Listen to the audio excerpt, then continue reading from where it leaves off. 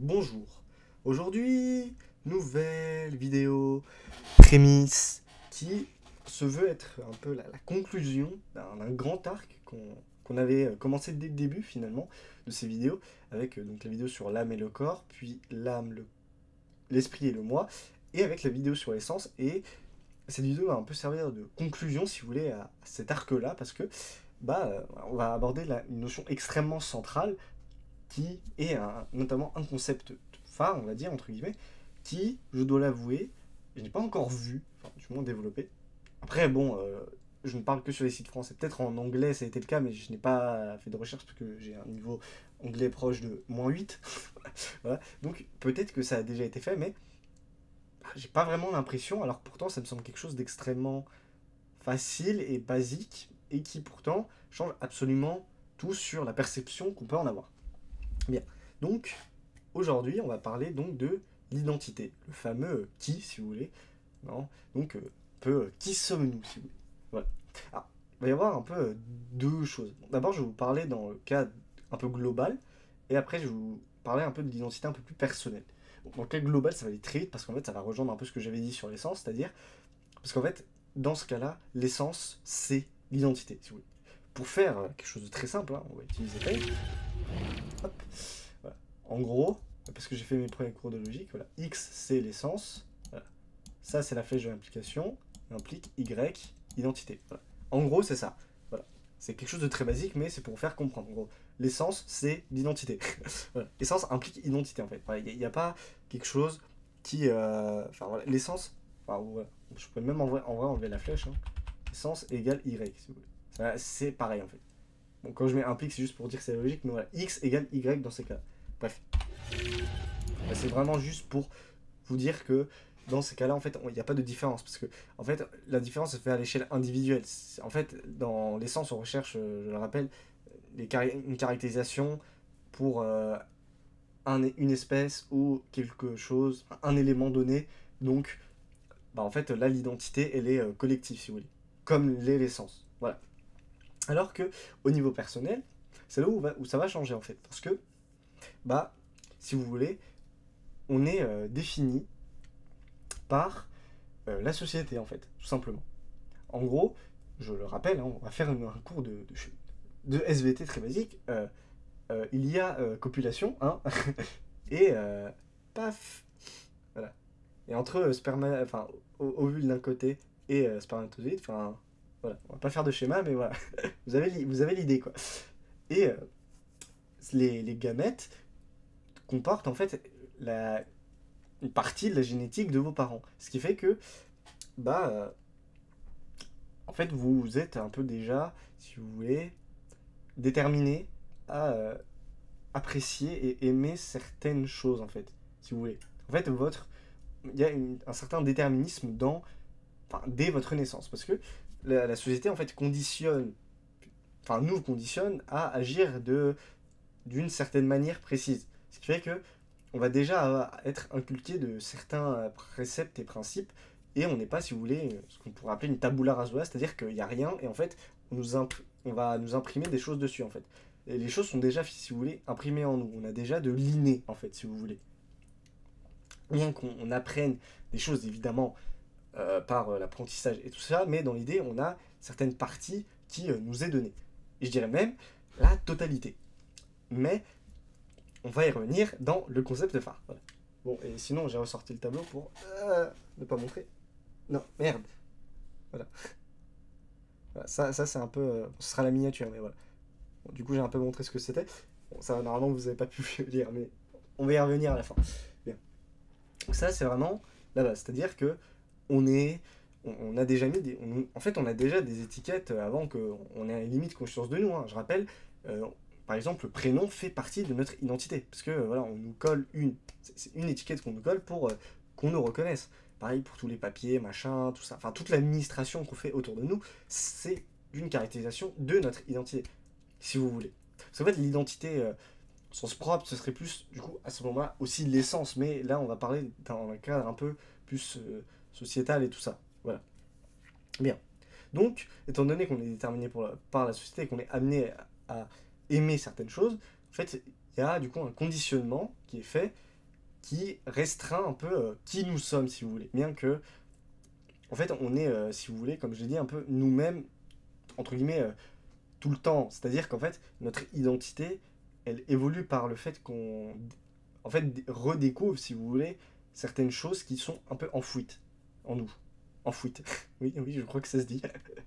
Parce que, bah voilà, on va reprendre Freud, hein, mais il a peut-être écrit des conneries, mais voilà, le conscient et l'inconscient, c'est vraiment la clé qui est là-dedans, si vous voulez.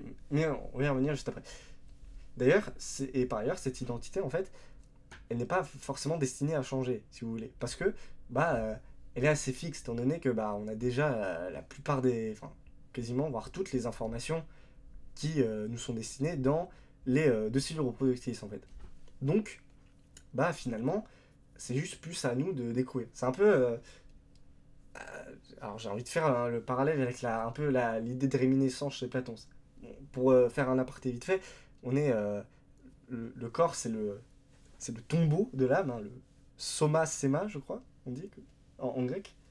Et en gros, à chaque fois qu'on meurt, en fait, on va dans les idées, et enfin, on fait ce qu'on appelle la contemplation, c'est-à-dire qu'on voit toutes les idées, et du coup, on a la connaissance de toutes les idées, en fait, et quand on revient sur Terre, quand on s'est bien comporté, parce que quand on s'est mal comporté, je crois, on se transforme, enfin, on devient des espèces plus précaires, on va dire, genre des animaux et tout ça.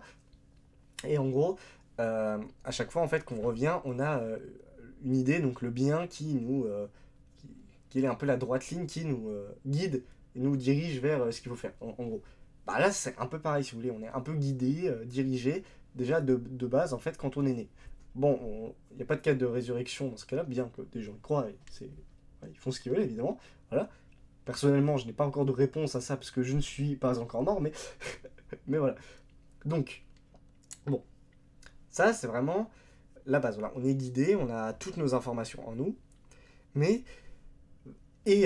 machin, on n'est pas amené à forcément muer avec, enfin à muer, c'est-à-dire à transformer ce qu'on a et à un peu transgresser notre identité, même s'il y a un cas particulier qui est l'amour, parce que quand vous aimez une personne, en fait, bah finalement, il y a un espèce de charme, si vous voulez, si vous voulez, en fait, votre désir est tellement fort à ce moment-là que, en fait, votre identité s'en retrouve troublée, ce qui fait que vous allez vous mettre à, par exemple, apprécier des choses que vous n'aimiez pas auparavant. Par exemple, pour concorder finalement à votre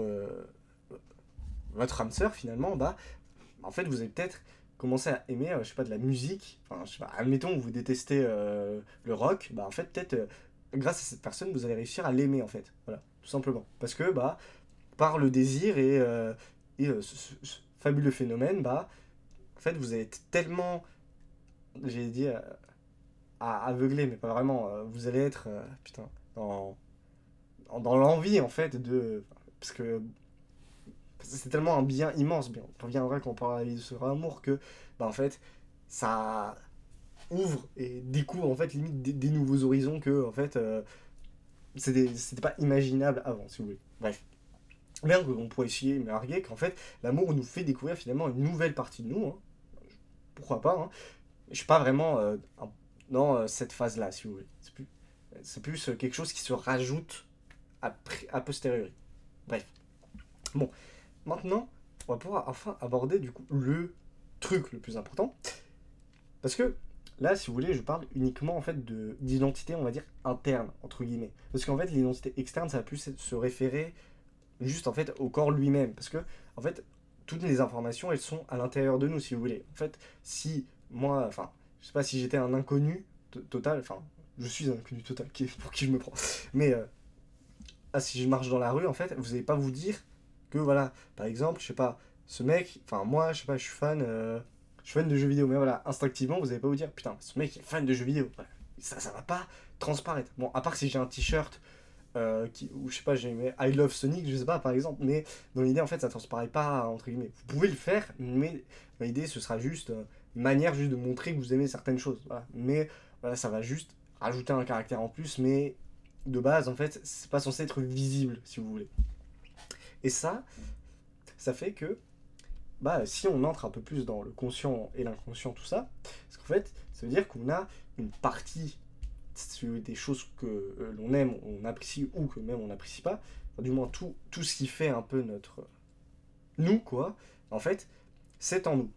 C'est logique. Voilà. Sauf qu'il y a une partie qui est que l'on sait, et tout ça qu'on a en mémoire, via le conscient, et des choses qui sont donc dans l'inconscient, qu'on a réfréné, ou que nous ne savons aussi pas. Et tout là est le problème. Parce que, et là je vais pouvoir enfin vous montrer, bon, Freud prend un iceberg hein, qui est dans sa topique, mais voilà, je préférais prendre un schéma pour que ce soit un peu plus parlant. Mais en gros, c'est ça. Voilà. Le conscient, c'est cette partie-là, et l'inconscient, c'est tout le reste du cercle.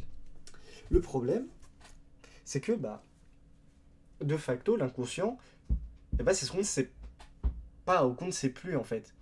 Et le problème, c'est que du coup, comment on peut en venir à avoir, à nous connaître totalement si c'est pas possible? Parce qu'en fait, on réveille l'inconscient par des expériences, si vous voulez, par des vécus, par, je sais pas, des souvenirs, des traumatismes, par l'évocation de quelque chose qui va faire que il y a dans votre esprit, enfin, à l'intérieur de vous, ça va aller chercher le truc et se dire putain, mais oui. Et en fait, ça, c'est des choses entre guillemets cachées, sombres, qu'on ne voit pas, fameux, enfin, en dessous de l'iceberg, quoi.